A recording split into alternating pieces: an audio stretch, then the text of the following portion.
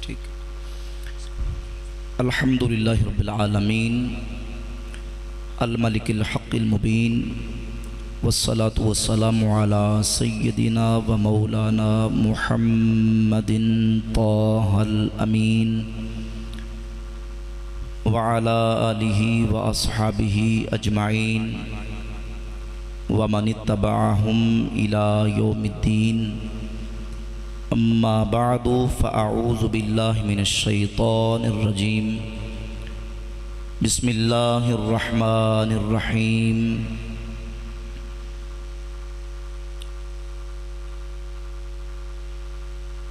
ما كان محمد أبا أحد من رجالكم ولكن رسول الله وخاتم النبيين وكان الله بكل شيء عليما. صدق الله مولانا العظيم وصدق رسوله النبي الكريم الأمين الرؤوف الرحيم. ان اللہ وملائکتہ یصلون علی النبی یا ایہا الذین آمنوا صلوا علیہ وسلموا تسلیما. اللہم صل علی سیدنا ومولانا محمد وعلی آل سیدنا ومولانا محمد معدن الجود والکرم وآلہ وبارک وسلم. صلاۃ و سلام علیک یا سیدی یا رسول اللہ. مولا صلی وسلم دائما ابدا علی حبیبک خیر الخلق کلہم. هو الحبیب الذی ترجى شفاعته لكل حول من الاحوال مقتحم. یا ربی بالمصطفى بلغ مقاصدنا واغفر لنا ما مضى یا وسیع الکرم. اللہ رب العالمین جل وعلا مجدہ الکریم کی حمد و ثنا حضور نبی کریم رؤوف الرحیم تاجدار انبیاء حبیب کبریا احمد مجتبی حضرت محمد مصطفیٰ صلی اللہ تعالی علیہ وعلا آلہ و اصحابہ وبارک وسلم کی بارگاہ اقدس میں درود و سلام کا ہدیہ پیش کرنے کے بعد نہایت مقتدر معزز علماء کرام برادران اسلام، آج کا یہ عظیم الشان تاجدار ختم نبوت سیمینار اڈا کوٹا جامعہ قادریہ تعلیم القرآن کے زیر انتظام انعقاد پذیر ہے، جس میں ہم حاضری کی سعادت حاصل کر رہے ہیں. عقیدہ ختم نبوت کی اہمیت کو اجاگر کرنے کے لیے اور ہر مسلمان کو عقیدہ ختم نبوت کی اہمیت بتانے کے لیے اور منکرین ختم نبوت سے اپنے ایمان کو محفوظ رکھنے کے لیے اور بچانے کے لیے یہ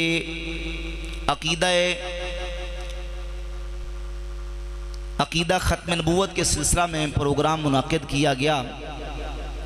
اللہ رب العالمین جل وعلا مجدہ الکریم اہل ایمان جنہوں نے اس سیمینار کا انعقاد کیا، اہتمام کیا، سب اہل ایمان کی کاوشوں کو اپنی بارگاہ میں شرف قبولیت عطا فرمائے. یقیناً ہر مسلمان، ہر مومن، خاص و عام، مرد و عورت، پیر و جوان، یہ ایمان اور عقیدہ رکھتا ہے کہ رسول اللہ صلی اللہ علیہ وآلہ وسلم کی ذات گرامی قدر اللہ رب العزت کے آخری نبی ہیں، آخری رسول ہیں.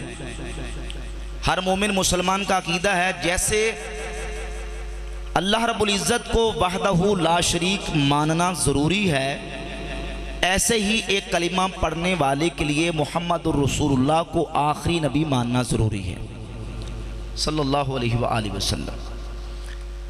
جو کلمہ پڑھ کے اللہ کو وحدہ لا شریک نہ مانے، لاکھ مرتبہ، کروڑ مرتبہ وہ ایمان کا دعویٰ کرے تو اس کا دعویٰ باطل ہے.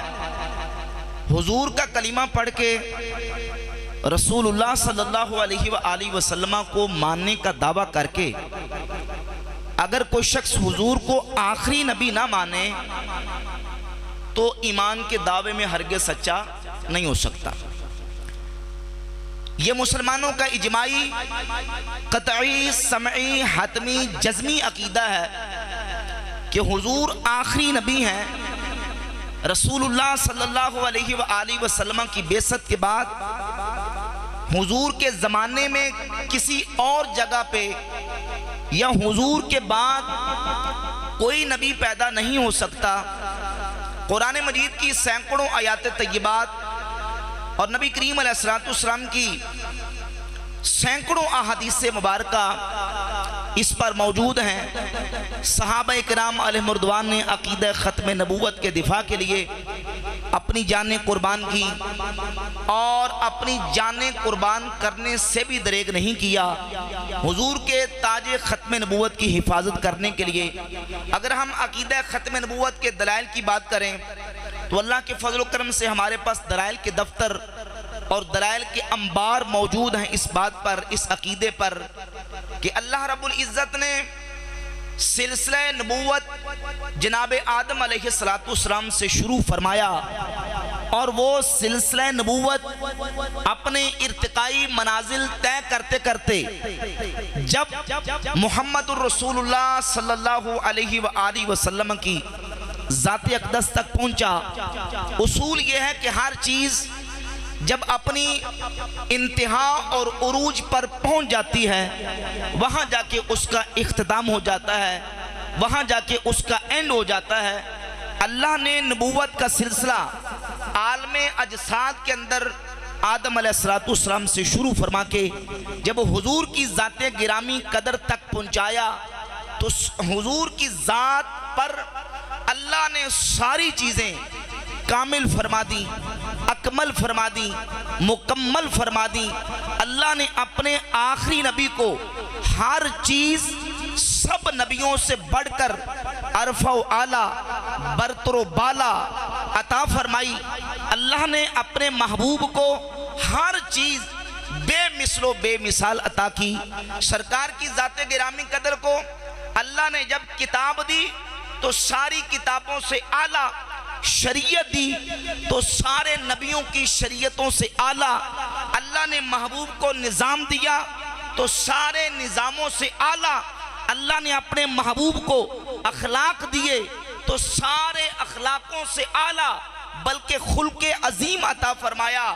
اور اللہ رب العزت نے نبیوں پر کتابیں نازل فرمائیں، کسی نبی پر کتاب نازل کر کے اس کی حفاظت کا ذمہ نہیں لیا، کیونکہ آنے والا بعد والا رسول جب آئے گا تو پہلے کی کتاب اور احکامات منسوخ ہو جائیں گے، پہلے کی شریعت منسوخ ہو جائے گی، آنے والے رسول کی شریعت کا سکہ چلے گا۔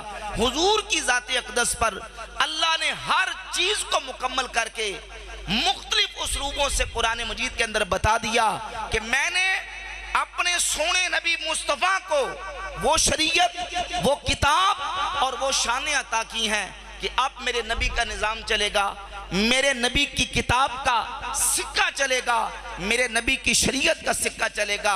اور اللہ کے فضل و کرم سے ہم مومن ایمان والے یہ عقیدہ محکم رکھتے ہیں کہ حضور کی ذات گرامی قدر کو اللہ نے جو چیز عطا کی ہے وہ عرفہ و اعلیٰ عطا فرمائی۔ اب سمجھئے ذرا عقیدہ ختم نبوت کے منکر جو کہتے ہیں ابھی نبی کے آنے کی ضرورت پیدا ہونے کی نبی کی باقی ہے، سمجھئے کہتے ہیں کہ دیکھیں وہ کہتے ہیں نبوت ایک رحمت ہے، نبوت ایک روشنی ہے، نبوت ایک نور ہے، مخلوق کو، انسانوں کو ہر دور میں ہر موقع پر نور کی، روشنی کی، رحمت کی ضرورت ہے۔ تم یہ کہتے ہو کہ نبوت کا دروازہ بند ہو گیا، نبوت ختم ہو گئی، اس کا مطلب یہ ہے کہ تم نے انسانوں کو، رب کی مخلوق کو رب کی رحمت سے محروم کر دیا، خدا کی روشنی اور نور سے محروم کر دیا۔ کہتے ہیں جب نبوت رحمت و نور ہے تو اس کی تو ضرورت قیامت تک رہے گی۔ ہم کہتے ہیں یقیناً نبوت رحمت ہے، نبوت نور ہے، لیکن سمجھئے روشنی کی انسان کو ضرورت ہے۔ کبھی ہم روشنی کی ضرورت جب ہمیں پیش آئے تو ہم روشنی سے ضرورت پوری کرتے ہیں، بلب جلا کے، کبھی ٹیوب لائٹ جلا کے، کبھی ہم راڈ لگا کے، کبھی ہم فانوس جلا کے، لیکن بلا تشبیہ سمجھیے جب روشنی کی ضرورت پیش آئے ہم ان اسباب و ذرائع کو اختیار کر کے روشنی حاصل کرتے ہیں، لیکن اس وقت جب سورج نہ چڑھا ہو، جب سورج نہ چمک رہا ہو، رب العزت نے اپنے آخری نبی کو وہ شانیں اور عظمتیں دے کے دنیا میں مبعوث فرمایا اور حضور کی ذات گرامی قدر کو سراج منیرہ فرمایا۔ حضور نبوت کا سورج ہے، میرے نبی ایسی روشنی کائنات میں لے کے آئے کہ سرکار کی نبوت کی روشنی زمین سے لے کر آسمان تک، فرش سے لے کر میرے نبی کے نور کی روشنی وہ عرش تک پہنچ۔ پانی کی ضرورت پیش آئے، کبھی پانی کی ضرورت ہم نل سے پوری کرتے ہیں، کبھی چشمے سے، کبھی کھالے سے، کبھی نہر سے، کبھی چشمے سے، کبھی ہم تالاب سے، لیکن ایک بندہ جو سمندر کے کنارے کھڑا ہو وہ سب سے مستغنی ہو جاتا ہے۔ حضور کی ذات گرامی قدر پر اللہ نے سارے تمام نظام مکمل کر دیے اور عدور اخلاق مصطفیٰ پر پورے فرما دیے۔ اب حضور کے بعد کسی اور کی ضرورت باقی، بولے ضرورت باقی، حضور کے بعد کسی نبی کے پیدا ہونے کی ضرورت ہی نہیں ہے۔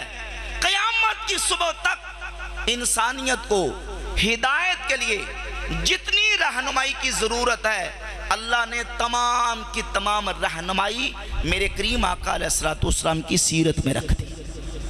حضور کو جو کتاب عطا فرمائی اس کتاب میں رکھ دی، اسی لیے کتابیں آئیں تو اللہ نے ان کی حفاظت کا ذمہ نہیں لیا، لیکن جب حضور کے اوپر کتاب نازل فرمائی تو اعلان فرمایا اِنَّا نَحْنُ نَزَّلْنَا الذِّكْرَ وَإِنَّا لَهُ لَحَافِظُونَ۔ اس کی حفاظت کا ذمہ بھی خود لے لیا، کیونکہ یہ کتاب منسوخ ہونے کے لیے نہیں آئی، یہ کتاب بدلنے کے لیے، تبدیل ہونے کے لیے نہیں آئی، یہ تحریف ہونے کے لیے نہیں آئی۔ یہ کتاب وہ ہے کہ قیامت کی صبح تک جس کا نظام چلے گا۔ اللہ نے اخلاق دیے پیغمبروں کو، نبیوں کو، لیکن جب حضور کے اخلاق کی بات آئی تو حضور کے خلق عظیم عطا فرمایا۔ میرے نبی کی کتاب بھی اعلیٰ، خلق بھی اعلیٰ، ہمارے آقا کی سیرت بھی اعلیٰ، میرے مصطفیٰ کی صورت بھی اعلیٰ۔ سرکار کی ذات گرامی قدر کے اندر کوئی کمی کسی چیز کی کسی جہت سے کسی اعتبار سے اللہ نے چھوڑی ہی نہیں، اللہ نے ہر چیز مکمل عطا فرمائی۔ اب جو یہ کہتا ہے، یہ میں نے تمہیداً بڑی لمبی گفتگو کو اختصار کر دیا تاکہ اپنے وقت کے اندر بات مکمل کر سکوں۔ سمجھیے ذرا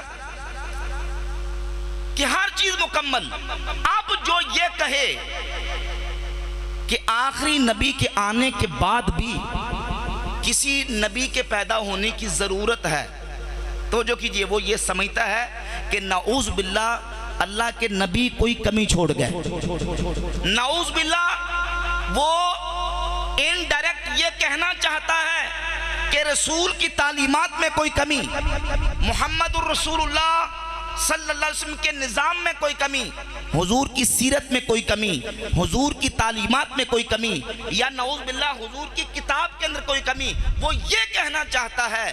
اللہ کے فضل و کرم سے سرکار کی ذات گرامی قدر پر ایمان رکھنے والا مومن یہ عقیدہ مستحکم اور محکم رکھتا ہے کہ حضور کی ذات میں، صفات میں، سرکار کی کتاب میں، شریعت میں، سیرت میں، صورت میں کوئی کمی ہے ہی نہیں۔ اللہ نے ہر چیز میرے مصطفیٰ کو عرفہ و اعلیٰ بلند و بالا عطا فرمایا۔ قادیانی مختلف انداز اختیار کر کے، مختلف حربے اختیار کر کے وہ ہمارے سیدھے سادے بھولے بالے مسلمانوں کے ایمان اور عقیدے کو برباد کرنے کی کوشش کرتے ہیں۔ میں اگر دلائل کی تفصیل کی طرف جاؤں، میں نے عرض کیا کہ سینکڑوں آیات قرآن مجید کی اور حضور کی سینکڑوں احادیث موجود ہیں۔ مختلف اسلوبوں سے اللہ نے نبی کریم علیہ السلام کی ختم نبوت کو بیان کیا۔ پھر سورۃ الاحزاب کے اندر اللہ نے عبارت النص سے، توجہ کیجیے، عبارت النص سے حضور کی ختم نبوت کو بیان کیا۔ ما کان محمد ابا احد من رجالکم ولکن رسول اللہ وخاتم النبیین، محمد تمہارے مردوں میں سے کسی کے باپ نہیں، ولیکن رسول اللہ وخاتم النبیین، لیکن وہ اللہ کے رسول ہیں اور آخری نبی۔ آخری، ایک دفعہ بول کے کہہ دیں آخری خاتم النبیین. یہ قرآن مجید کے اندر کلمہ ذکر ہوا، اور سمجھیے جب خاتم کا کلمہ عربی کے اندر آئے اس کے دو معنی ہوتے ہیں. ایک خاتم کا معنی، آگے تشریف لے ہیں مفتی صاحب آگے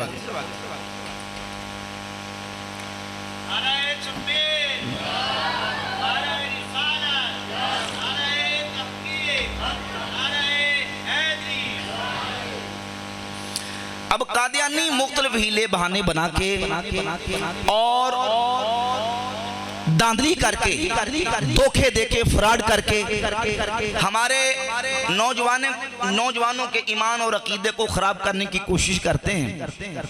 وہ کہتے ہیں دیکھیے آپ لغت عرب اٹھا کر دیکھ لیں، عربی لغت کے اندر آپ خاتم کا لفظ دیکھ لیں، اس کا معنی دیکھیں کہ خاتم کا معنی کیا ہے. تو خاتم کا معنی ہے مور. توجہ کریے ذرا، توجہ کی ضرورت ہے، سمجھنے والی باتیں توجہ سے سمجھنی پڑتی ہیں، بالخصوص عوام. علماء تو تشریف فرمائی ہیں. کہتے ہیں خاتم کا معنی مور ہوتا ہے. خاتم النبیین کا معنی ہے نبیوں کی مور. جیسے حضور نے اپنے سے پہلے نبیوں کی تصدیق کی، اسی طرح نعوذ باللہ تعالی حضور چونکہ مصدق ہیں، تصدیق کرنے والے ہیں، تو خاتم النبیین نبیوں کی مہر ہیں، حضور نبیوں کی تصدیق کرنے والے ہیں. ایسے ہی اللہ کے نبی نے نعوذ باللہ مرزا غلام قادیانی کی نبوت کی بھی تصدیق کی ہے، العیاذ باللہ تعالی. جبکہ یہ بات یاد رکھیں خاتم کے دو معنی ہیں. خاتم کا معنی مہر بھی ہے اور خاتم کا معنی آخر بھی ہے. اور عربی کے اصول اور قانون کے مطابق آپ عربی ڈکشنریز اٹھا کر دیکھ لیں، لغت کی کتابیں اٹھا کر دیکھ لیں، اور خود قادیانیوں کے جماعت لاہوریہ کے بانی مرزا محمد علی دلہوزی کو اس کی کتاب النبوۃ فی الاسلام، میرے پاس کتاب گاڑی میں موجود ہے، اس نے بھی یہ بات لکھی ہے کہ جب خاتم کی اضافت کسی قوم کی طرف کی جائے، خاتم کی اضافت کسی جماعت کی طرف کی جائے، تو خاتم القوم کا معنی قوم کی تصدیق کرنے والا نہیں، بلکہ خاتم القوم کا معنی ہوتا ہے قوم کا آخری. معنی کیا ہوتا ہے؟ یہاں خاتم کی اضافت النبیین رسولوں نبیوں کی جماعت کی طرف ہے. حضور کو اللہ نے خاتم النبیین فرمایا. اور یہاں معنی کیا ہے؟ ایک معنی وہ ہے جو ڈکشنری کرتی ہے، لغت بھی معنی یہی کرتی ہے، اور اللہ کے رسول نے اپنی وما ینطق عن الہوا والی مبارک زبان سے اس کا معنی کیا بیان کیا. حضور فرماتے انا خاتم النبیین لا نبی بعدی. کائنات والو سن لو، میں خاتم النبیین ہوں. اور حضور نے اس کا معنی خود بیان کر دیا. معنی یہ ہے کہ میں آخری نبی ہوں. کیا معنی ہے؟ آخری نبی. نبی کریم علیہ السلام نے اس کا معنی یہی کیا، صحابہ نے اس کا معنی یہی سمجھا، تابعین نے یہی معنی سمجھا، اتباع تابعین نے یہی معنی سمجھا، ائمہ مجتہدین، امت کے مفسرین، امت کے اولیاء، فقہاء، محدثین، امت کا ہر فرد و بشر، پیر و جوان، مرد و عورت، عالم و غیر عالم، ہر مسلمان کا عقیدہ ہے خاتم النبیین کا معنی کیا ہے؟ آخری نبی. قاضی ایاز مالکی رحمت اللہ الشفا بتعریف حقوق المصطفیٰ کی جلد و صفحہ 278 پہ لکھتے ہیں، فرماتے وَأَجْمَعَتِ الْأُمَّةُ عَلَى حَمْلِ هَذَا الْكَلَامِ عَلَى ظَاهِرِهِ وَأَنَّ مَفْهُومَهُ المراد منه دون تعویل ولا تخصیص. من فرمایا فلا شک فی کفر ہؤلاء الطوائف کلها قطعا اجماعا و سمعا. اس آیت کا معنی کیا ہے؟ وہی معنی ہے جو اس کے ظاہر سے مفہوم ہو رہا ہے، اور اس کا معنی وہی ہے جو امت نے مراد لیا ہے. جو اس کے معنی کے اندر کوئی تعویل و تخصیص کرے گا، اس کے اندر کوئی نقب زنی کرنے کی کوشش کرے گا، کوئی چور دروازہ نکالنے کی کوشش کرے گا، تو قاضی ایاز فرماتے ہیں لا شک فی کفر ہؤلاء الطوائف کلها قطعا اجماعا و سمعا. قطعی अमली तौर पे, इजमाई तौर पे, समाई और हतमी तौर पे वो काफिर दायरा इस्लाम से खारिज है, ऐसे का इस्लाम के साथ कोई ताल्लुक हो सकता? उसके इस्लाम के साथ कोई ताल्लुक नहीं। जो आयते खत्म नबूवत के अंदर कोई छेड़छाड़ करके कोई पच्चर लगाने की कोशिश करे, कोई इसके अंदर नकबजनी करने की कोशिश करे और खत्म नबूवत का माना बिगाड़ने की कोशिश करे, मिर्जा कादियानी हो या कादियानी के जितने हमनवा और कादियानियों के लिए दावा नबूवत का रास्ता हमवार करने वाले, वो चाहे किसी तबके से ताल्लुक रखते हों, किसी मकबल फिक्र से ताल्लुक रखते हों, अकीदा खत्म नबूवत जरूरियात दीन का अकीदा है और इस अकीदे के अंदर हल्का सा कोई शक व शुबा करने वाला, उसका ईमान के साथ कोई ताल्लुक नहीं हो सकता। जब कमजोरी दिखाई जाती है या कोई लूज और कमजोर मौकिफ इख्तियार किया जाता है तो फिर चोर दरवाजा निकालने वालों को मौका मिल जाता है, वो कोई ना कोई फिर पच्चर लगाने की कोशिश करते हैं। और ऐसा ही हुआ जब मिर्जा गुलाम कादियानी ने नबूवत का दावा किया, उसके दावा नबूवत से पहले अकीदा खत्म नबूवत के साथ छेड़छाड़ करने की कोशिश की गई, बल्कि अकीदा खत्म नबूवत का इनकार किया गया। दारुल उलूम देवबंद के बानी कासिम ननोतवी ने किताब लिखी, तहजीरुन नास मिन इनकार असर इब्न अब्बास, किताब मार्केट के अंदर छपती मौजूद है। सवाल उसको हुआ था कि ये बताएं कि एक रिवायत और एक असर मिलता है तफसीर की किताबों के अंदर, जिसके अंदर मौजूद है कि 7 जमीनें हैं और 7 जमीनों के अंदर इस जमीन के अलावा बाकी 6 जमीनें, उन जमीनों के अंदर भी एक आदम है तुम्हारे आदम की तरह, एक नूह है तुम्हारे नूह की तरह, एक मूसा तुम्हारे मूसा की तरह, एक ईसा तुम्हारे ईसा की तरह, और एक नबी है तुम्हारे नबी की तरह। तो इस रिवायत और इस असर के बारे में आप बयान करें। हालांकि उम्मत के बड़े बड़े मुहद्दिसीन और उलमा ने लिखा कि ये मौजू रिवायत है, झूठी जाली मनगढ़ंत है, इस पर मुहद्दिसीन का कलाम मौजूद है। लेकिन उस कासिम नोतवी दारुल देवबंद के बानी ने इसी असर की बुनियाद पे यहां तक लिख दिया, कहा कि ये जो लोग कहते हैं ना कि 6 जमीनों में नबी करीम अलैहिस्सलाम की तरह नबी माने जाएं तो हुजूर के आखिरी नबी होने में फर्क आएगा, इनको खत्म नबूवत का मतलब समझ नहीं आया। कहता सो अव्वल माना खातमुन नबीयीन समझने चाहिए ताकि फहमे जवाब में कुछ दिक्कत ना हो। सो अवाम के ख्याल में तो रसूलुल्लाह सल्लल्लाहु अलैहि वसल्लम का खातम होना बई माना है कि आपका जमाना अंबिया साबिक के जमाना के बाद और आप सब में आखिरी नबी हैं, मगर अहले फहम पर रोशन होगा कि तकद्दुम या ताखुर जमाने में बेजात कुछ फजीलत नहीं। नऊज़ बिल्लाह ताला कहता हुजूर का आखिर में आना ये फजीलत की बात नहीं। और सवा 65 पे जाकर लिख दिया कि बिलफर्ज आपके जमाने में भी कहीं और को नबी पैदा हो जाए तो फिर भी आपका खात्म होना बदसूर बाकी रहता है। सवा 85 पे जाके लिखा कि बिलफर्ज आपके जमाने के बाद भी कहीं और को नबी आ जाए तो हुजूर की खत्म नबूवत में कोई फर्क नहीं आता। उसने कहा फर्क नहीं आता। मिर्जा गुलाम कादियानी दज्जाल ने यह कहा अगर हुजूर के बाद को नबी आ जाए तो हुजूर की खत्म नबूवत में फर्क नहीं आता। फिर मैं आ गया और उसने नबूवत का दावा कर दिया। और नबूवत का दावा करने के लिए दरवाजा किसने खोला? देवबंद के बानी कासिम ननोतवी ने। और उसकी बुनियाद पे फिर आज भी अहमदिया पॉकेट बुक कादियानियों की किताब मेरे पास गाड़ी में मौजूद है, उसको उठाकर देख लें। सफा 275 पे मलिक अब्दुर्रहमान कादियानी ने जो किताब उसने जमा की है, सफा 275 पे तहज़ीरुन्नास का हवाला दिया और कहा कि देखें कादियानी मिर्जा से पहले तो ये अकीदा दारुल देवबंद के बानी ने बयान कर दिया। तो हम कहते हैं हुजूर की खत्म नबूवत ज़रूरियात दीन का अकीदा, उस अकीदे के साथ छेड़छाड़ करने वाला और उसका इनकार करने वाला और उस अकीदे के अंदर नकबजनी करने वाला, अपना हो या बेगाना हो, उसका इस्लाम के साथ कोई ताल्लुक हो सकता? कादियानी 20 हरबे 20 हीले वो इख्तियार करते हैं मुसलमानों के ईमान की मता को लूटने के।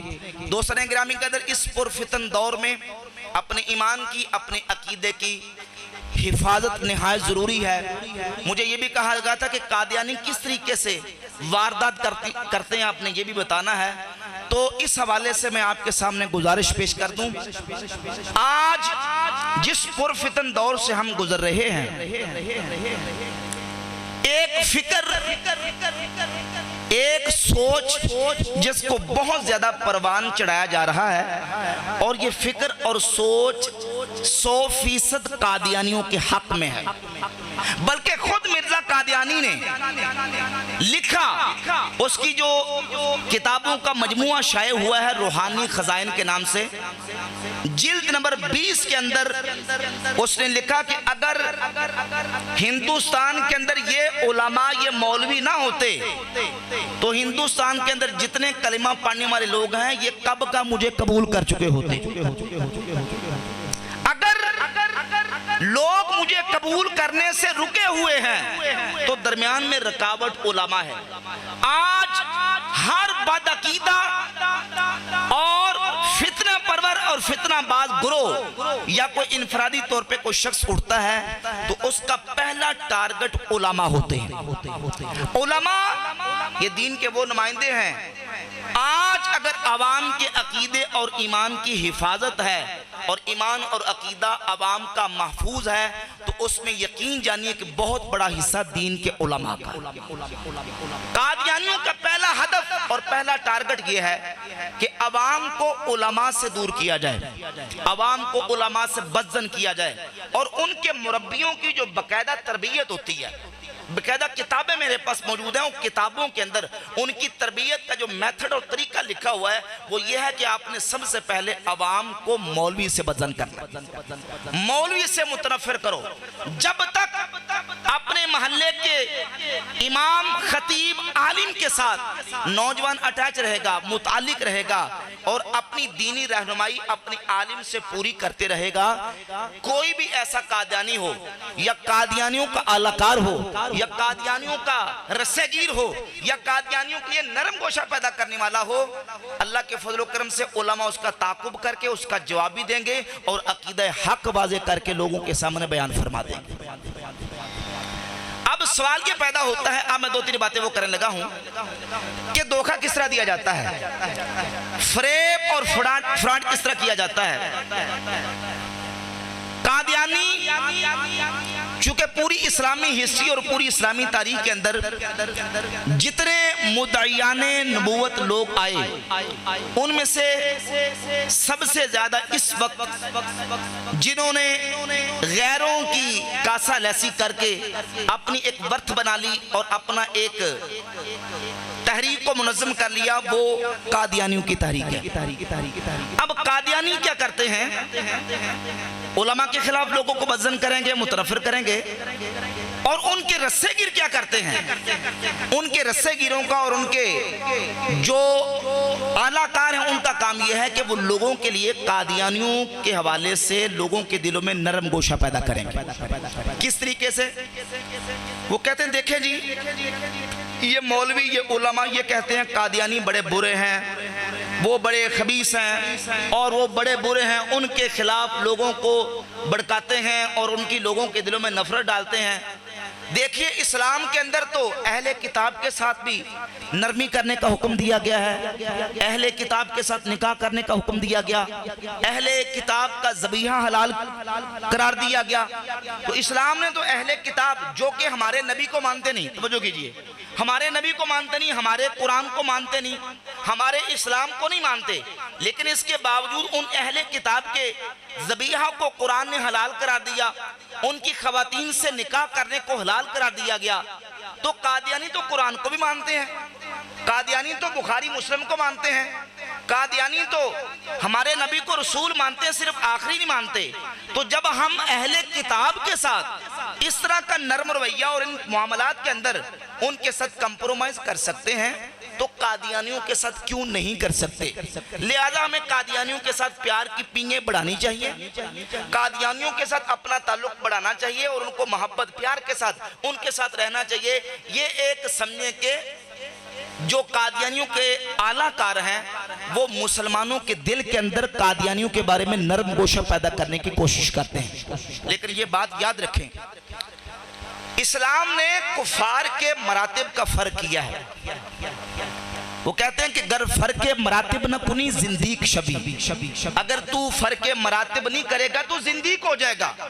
مراتب کا فرق ہے، اسلام نے ہر کافر کو ایک طریقے سے ٹریٹ نہیں کیا، ہر کافر کے الگ الگ اس کے اصول ہیں، اس کے ساتھ معاملات کے، اور اس کے ساتھ معاملات کرنے کے اسلام نے الگ الگ جو ہے نا وہ احکامات رکھے ہیں۔ بنیادی طور پر یہ سمجھیں کہ کافر کی دو قسمیں ہیں، ایک ہے کافر اصلی اور دوسرا کافر مرتد۔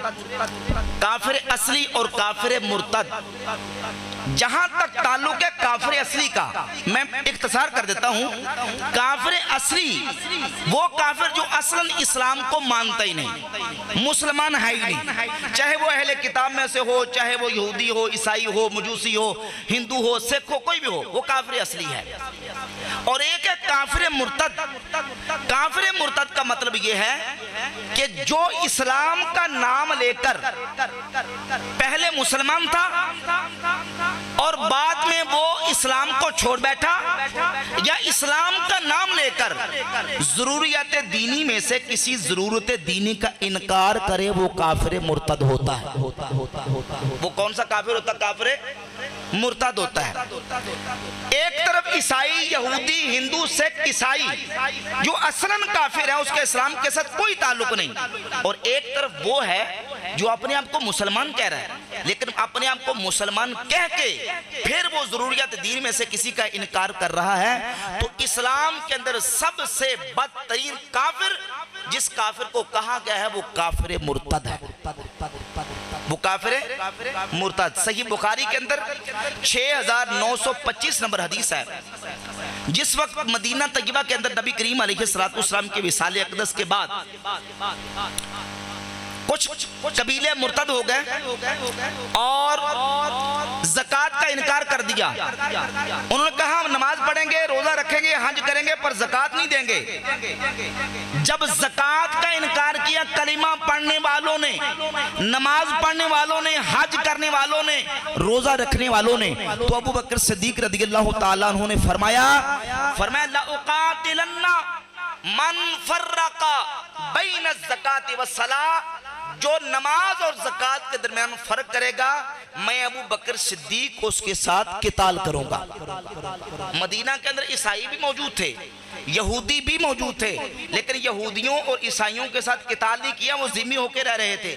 لیکن جو اپنے آپ کو مسلمان کہہ کے ضروریات دینی کا انکار کر بیٹھے، صدیق اکبر نے ان کے خلاف تلوار نکالی، اور سارے صحابہ کا اجماع اور اتفاق ہوا کہ جو کلمہ پڑھ کے زکوٰۃ کا انکار کرتے ہیں اس کی فرضیت کے، وہ مسلمان کہلانے کے حقدار نہیں ہیں، اور ان کا علاج صدیق اکبر کی خلیفۃ المسلمین کی تلوار کرے گی۔ اور پھر ہوا، صحابہ نے ان منکرین زکوٰۃ کے خلاف جہاد کیا اور ان کے خلاف قتال کیا۔ یہ اس بات کی واضح دلیل ہے کہ ہر کافر کا حکم ایک جیسا۔ وہاں عیسائی بھی موجود تھے، یہودی بھی موجود تھے جو ذمہ ہو کے رہ رہے تھے، لیکن جو مرتد ہو گئے اسلام کا ان کے خلاف ڈیسیجن بہت سخت ہے۔ قادیانی صرف کافر نہیں، بلکہ قادیانی آپ جتنے دوسرے ممالک ہیں ان ممالک کے اندر ان کی عبادت گاہیں جا کے دیکھیں۔ پاکستان کے اندر تو 1974 کے آئین کے اندر قادیانیوں کو کافر ڈکلیئر کر دیا گیا۔ اب وہ اپنی عبادت گاہ کو مسجد نہیں کہہ سکتے، اس کے مینار نہیں بنا سکتے، اور اپنی اٹھک بیٹھک کو نماز نہیں کہہ سکتے۔ اپنی جتنی رسومات ہیں ان کو وہ نماز اور روزہ اور دیگر اسلامی جو ٹرمز اور اصطلاحات ہیں وہ استعمال نہیں کر سکتے۔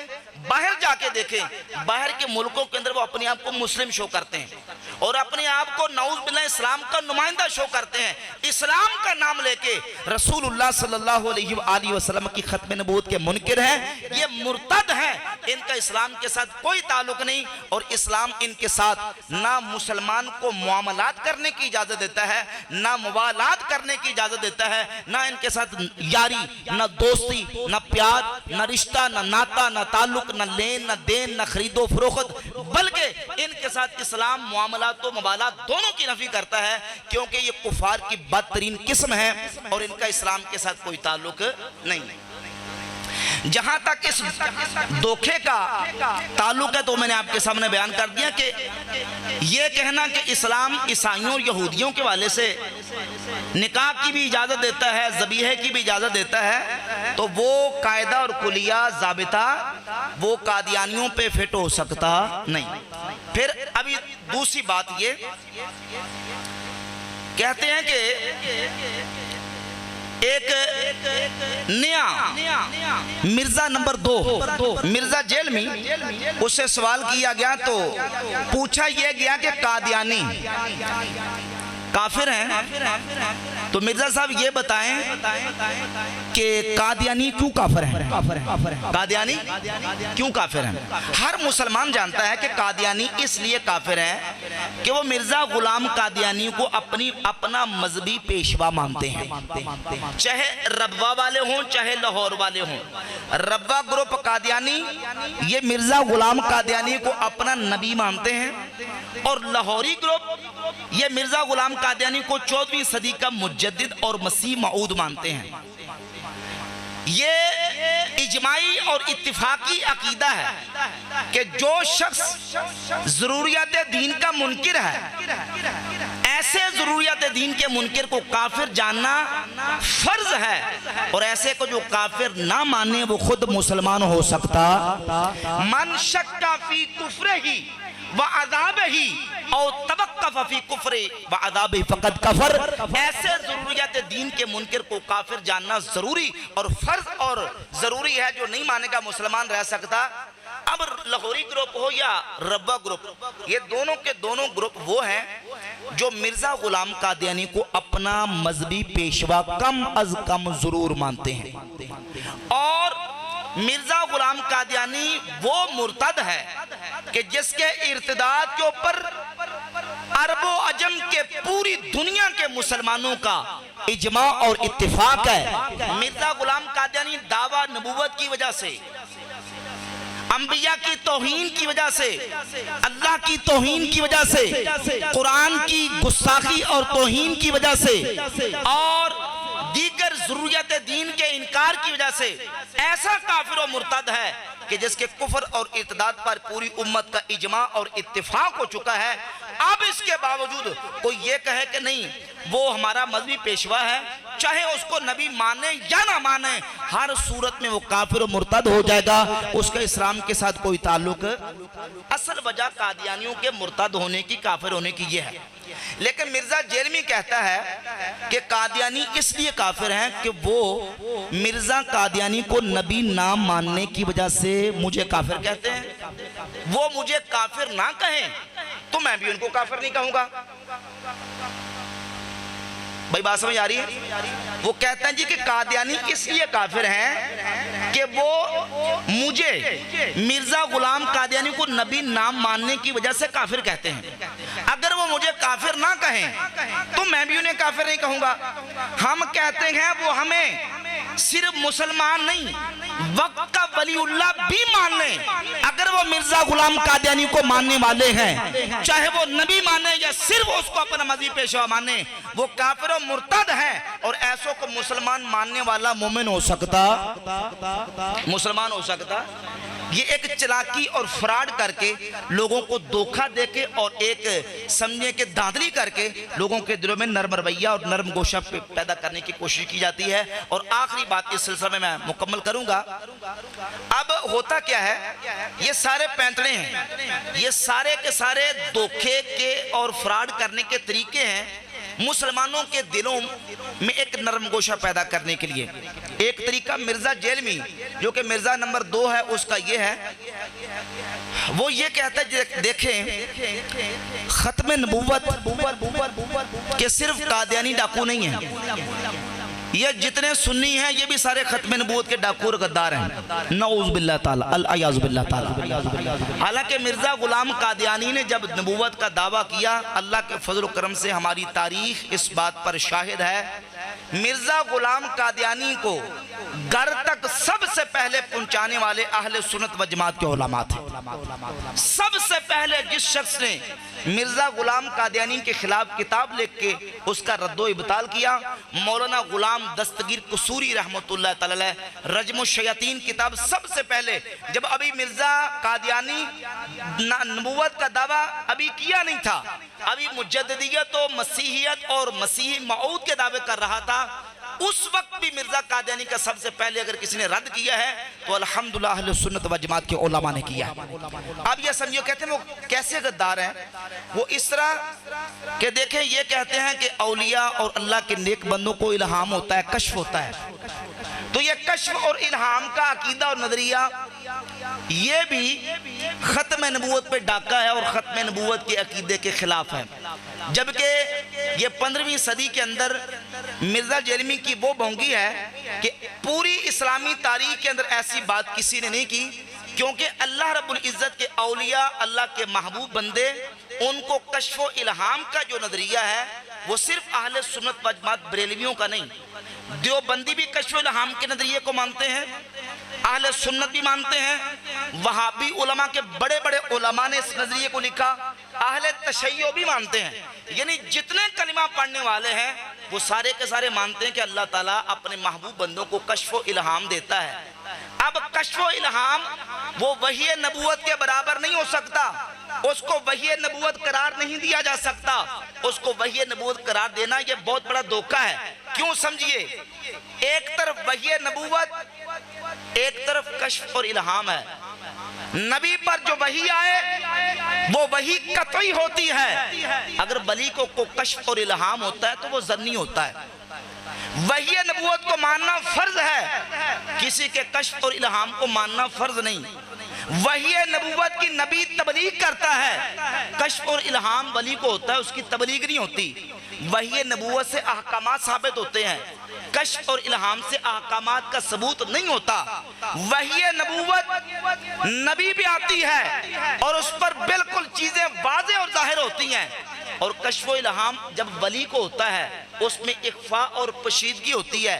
اتنا سارا فرق موجود ہے، ان تمام فروق کی موجودگی میں کوئی بندہ کہے کہ نہیں وحی نبوت اور کشف و الہام برابر ہے تو یہ اس کی جہالت ہے۔ اور نبی پاک صلی اللہ علیہ وآلہ وسلم کی واضح حدیث صحیح بخاری اور صحیح مسلم میں متفق علیہ حدیث ہے، حضور فرماتے ہیں پہلی جو امتیں بنی اسرائیل کی گزری ہیں ان کے اندر محدثون اور ملہمون ہوتے تھے، صاحب الہام، یعنی اللہ ان لوگوں کے دلوں میں باتیں ڈال دیتا تھا، اپنے نیک بندوں کے دلوں میں باتیں ڈالتا تھا۔ حضور فرماتے ہیں اِن یکم منہم احد فعمر بن الخطاب، ان امتوں میں سے جیسے ملہم اور مفہم اور مکلم اور محدث ہوتے تھے، اگر میری امت میں کوئی ہے تو وہ عمر بن خطاب رضی اللہ تعالیٰ۔ حضور نے خود فرما دیا کہ میری امت کے اندر عمر بن خطاب ہے۔ اب دیکھیے ہر بات کی تفصیل ہے، ہر بات کی ڈیٹیل ہے، کیونکہ جب بات کی جاتی ہے حدیث پڑھی جاتی ہے پھر اعتراض بھی ہوتا ہے، سوال بھی ہوتا ہے، اس کا جواب بھی دینا ہوتا ہے۔ الغرض ساری تفصیلات تو بیان نہیں ہو سکتی، مجھے جتنا ٹائم دیا گیا اگر اسی حدیث پر میں بات کروں تو 10-15 منٹ بات ہو سکتی ہے، لیکن میں اسی پر اپنی گفتگو کو مکمل کرتے ہوئے اپنی بات کا اختتام کرتا ہوں۔ چونکہ گفتگو کے بعد اشتہار پہ لکھا تھا کہ سوالات کا بھی مختصر سیشن ہوگا، کوئی دوست اگر کوئی چیز رہ گئی ہے یا سمجھتے ہیں کہ یہ ضروری بات آج کی اس سیمینار میں لوگوں کو پیغام کے طور پہ جانی چاہیے تو وہ سوال کر سکتے ہیں، انشاءاللہ میں جواب عرض کروں گا۔ جی کوئی دوست سوال کرنا چاہے تو مائک ان کے پاس آ جائے گا، وہ اپنی سیٹ پہ کھڑے ہو جائیں، مائک ان کے پاس آئے گا، پھر مفتی صاحب سے سوال کرنے اور مفتی صاحب عقیدہ ختم نبوت کے حوالے سے یا میری گفتگو کے حوالے سے یا اوورال کوئی اور دوست کوئی سوال کوئی کرنا چاہتا ہے عوامی لوگوں میں سے تو کوئی سوال دوست کر سکتے ہیں، چونکہ اشتہار پہ لکھا ہوا تھا کہ بعد میں مختصر سوالات کی نشست ہوگی۔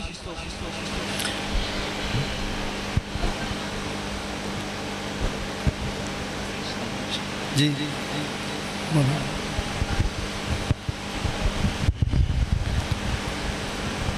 السلام علیکم ورحمۃ اللہ۔ جی وعلیکم السلام۔ صاحب یہ ایک سوال نہیں ایک وضاحت کے طور پہ عرض کرتا ہوں کہ ہمارے جو ملکی ادارے ہیں ان میں اس فتنے کے اس جو بڑھتا ہوا فتنہ ہے اس کو روکنے کے لیے کیا کیا اقدامات ہونے چاہیے، اور ایک عام مسلمان جو سادہ مسلمان ہے وہ اس فتنے سے بچنے کے لیے کیا کیا تدابیر اختیار کرے؟ کس فتنے سے؟ یہ قادیانی جو ختم نبوت پہ ڈاکہ ڈالنے والے ہیں، ان کے خلاف جو ہے وہ کیا تدابیر اختیار کر سکتا ہے اور اپنے بچاؤ کے لیے کیا کر سکتا ہے؟ جی بالکل، عوامی سطح پہ ہمارے نوجوانوں کو بالخصوص ان کا ایمان اور عقیدہ بچانے کے لیے سب سے پہلے تو اویئرنس ہے، آگاہی ہے، علم ہے، اور قادیانیوں کے جتنے اوچے ہتھ کنڈے ہیں، ان کے جتنے عزائم ہیں ناپاک، ان سے اپنے نوجوانوں کو آگاہ کیا جائے اور ان کو اس سلسلے میں جو نا وہ علم دیا جائے، ایڈوکیٹ کیا جائے اور بتایا جائے کہ قادیانیوں کے جو نا وہ کتنے ناپاک عزائم ہیں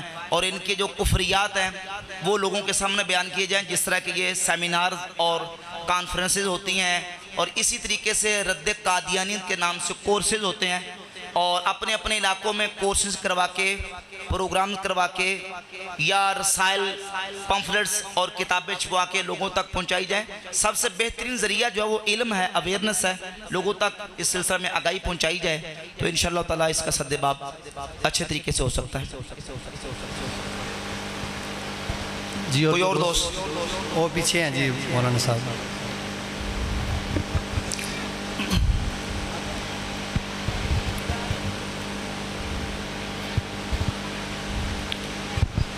السلام علیکم۔ وعلیکم السلام۔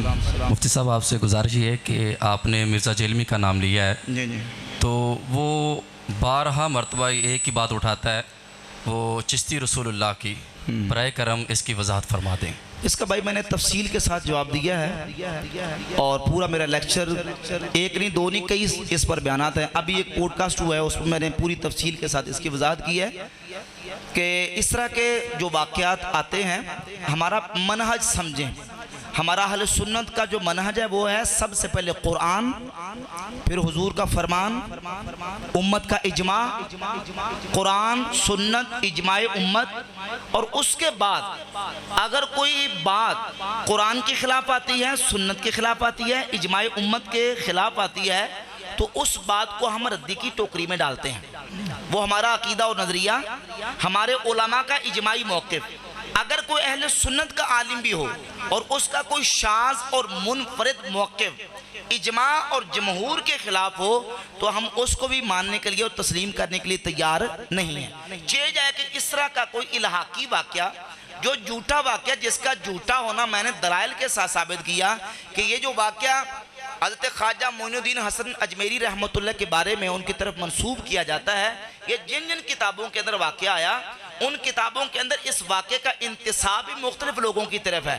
ایک کتاب کے اندر اس واقعے کا انتساب خواجہ معین الدین اجمیری رحمۃ اللہ کی طرف ہے، دوسری جگہ پہ اس کا انتساب خواجہ یوسف چشتی کی طرف ہے، اور خود یہی مرزا جیلمی اپنے پمفلٹ کے اندر اس کا انتساب حضرت خواجہ بختیار کاکی رحمۃ اللہ کی طرف کر رہا ہے۔ ایک واقعہ اور انتساب تین لوگوں کی طرف ہو رہا ہے، اور پھر وہ واقعہ اس کے اندر یہ بات بھی موجود ہے کہ ان کے اوپر جو ہے وہ ایک کیفیت تاری تھی اور اس کیفیت کی حالت میں ان سے اس طرح کا معاملہ سرزد ہوا۔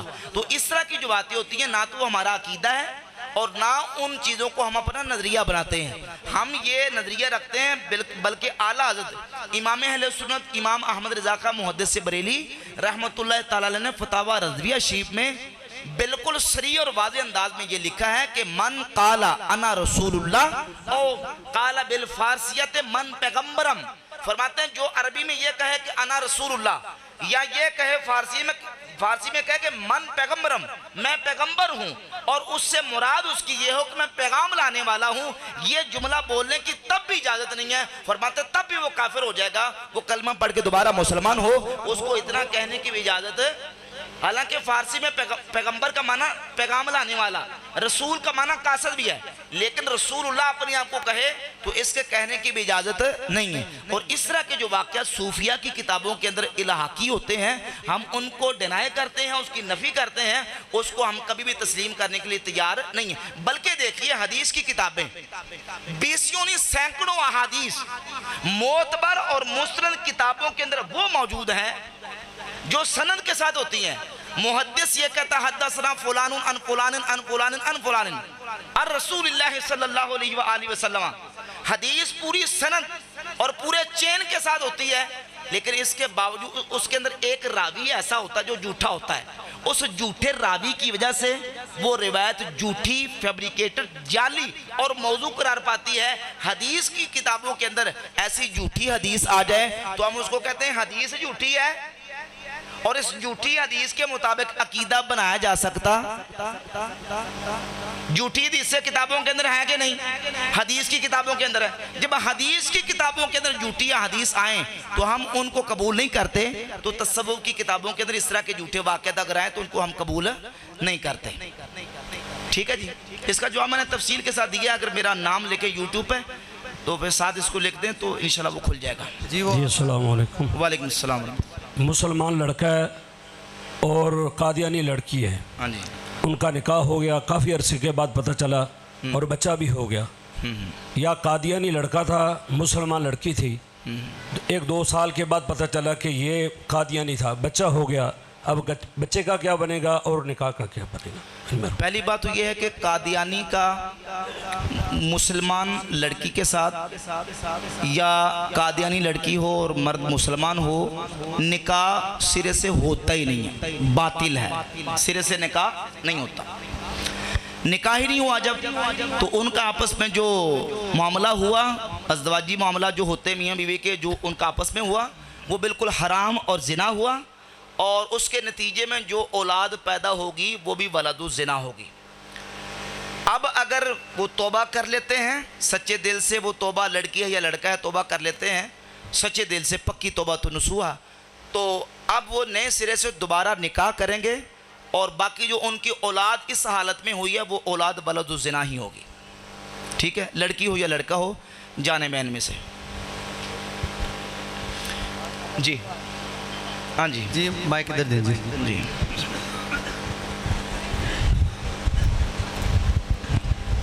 حضور، آپ نے قاسم ننوتوی کی جو کتاب کا ذکر کیا ہے، جی جی ان عبارتوں کو جانتے ہوئے کوئی اس کتاب کی تعریف کرے اور اپنی کتابوں میں لکھے، اس کے بارے میں کیا حکم ہے؟ دوسرا، اس مصنف کی کتابیں جس نے قاسم ننوتوی کی تعریف کی ہو، وہ کتابیں کسی سنی مسجد میں اس سے درس دیا جائے اور یہ کہا جائے کہ یہ کتاب عشق رسول پہ لکھی ہوئی ہے، اس لیے ہم اس سے درس دیتے ہیں۔ دیکھیں، قاسم ننوتوی کی کتاب تحذیر الناس کے اوپر اعلیٰ حضرت امام احمد رضا خاں محدث بریلی رحمۃ اللہ تعالی علیہ نے شریف فتویٰ صادر فرمایا، اور اس کے بعد 30 سے زیادہ حرمین طیبین کی اس وقت کے مکہ شریف اور مدینہ شریف کے علماء نے فتوے دیے، اور ان فتاوی جات کی ہندوستان کے 350 علماء ہند نے تصدیقات کی، السوارم الہندیہ کے نام سے۔ ایک امت کا، اہل سنت کا اجماع اور اتفاق ہوا ہے کہ تحذیر الناس، یہ جو کتاب جس کا میں نے ریفرنس اور حوالہ پیش کیا ہے، اور اس کے اندر جو ختم نبوت کے انکار والی کفریہ عبارات ہیں، یہ بالکل صریح واضح کفر ہے، اور یہاں تک علماء حرمین نے فتویٰ دیا کہ من شک فی کفرہ وعذابہ فقد کفر، جو اس کے کفر کو جاننے کے بعد اس کے کفر میں شک اور اس کے عذاب میں شک کرے گا وہ بھی مسلمان نہیں ہو سکتا۔ تو اس کی کتاب کی تصدیق کرنے والا ہرگز مومن مسلمان نہیں ہے۔ ایسے شخص کی کتابیں ہوں یا ایسے شخص کا لٹریچر یا اس کی تقریریں تحریریں ہوں، اس سے مسلمانوں کو بچنا چاہیے۔ جی اور کو دوست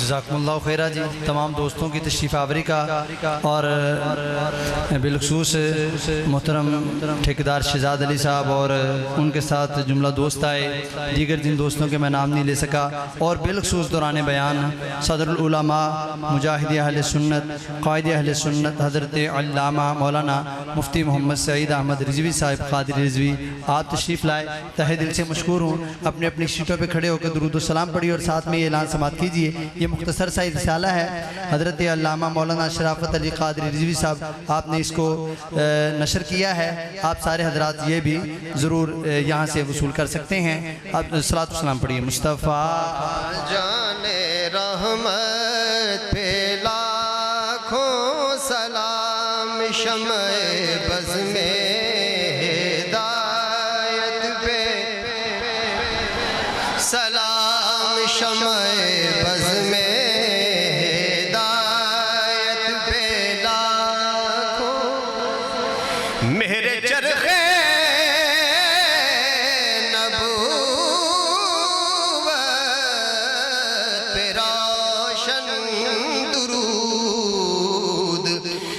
باغ رسالت پہ لاکھوں سلام مصطفیٰ جان رحمت پہ فتح باب نبوت پہ بے حد درود ختم دور رسالت پہ لاکھوں سلام مصطفیٰ جان رحمت پہ لاکھوں سلام شمع بز میں ہدایت پہ بے عذاب و عتاب و حساب و کتاب تابد اہل سنت پہ لاکھوں سلام مصطفیٰ جان رحمت پہ لاکھوں سلام شمع بز میں ہدایت پہ اے خدا کے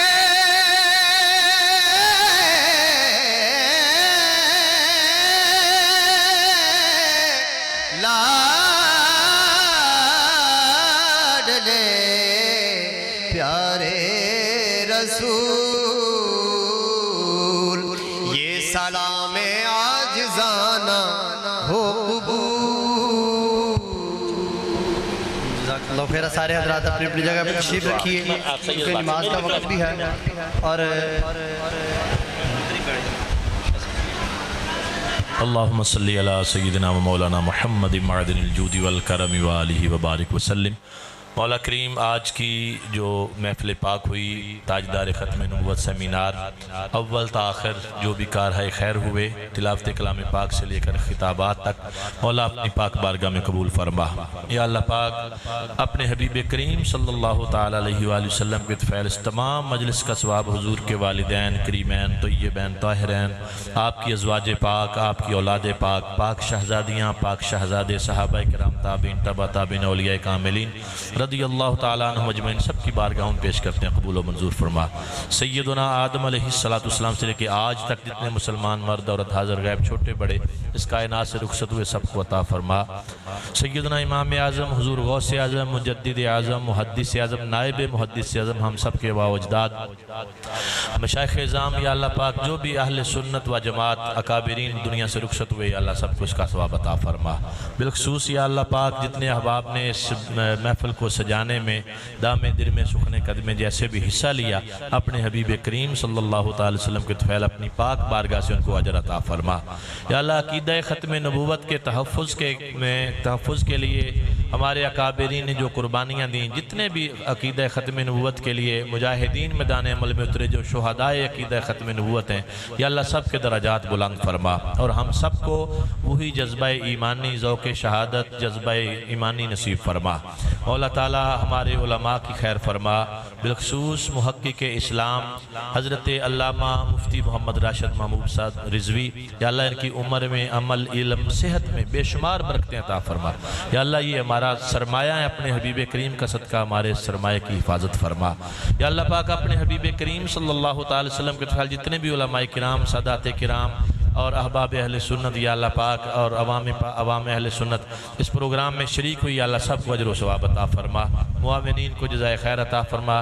حضرت قبلہ پیر سید ثقلین شاہ صاحب، علامہ محمد نعمان صاحب رضوی، ان کی ساری ٹیم، ان کے ساتھی رفقا، یا اللہ سب کو بے شمار اجر عطا فرما۔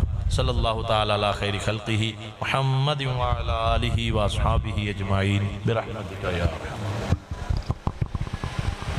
سب دوستوں کا بہت بہت شکریہ۔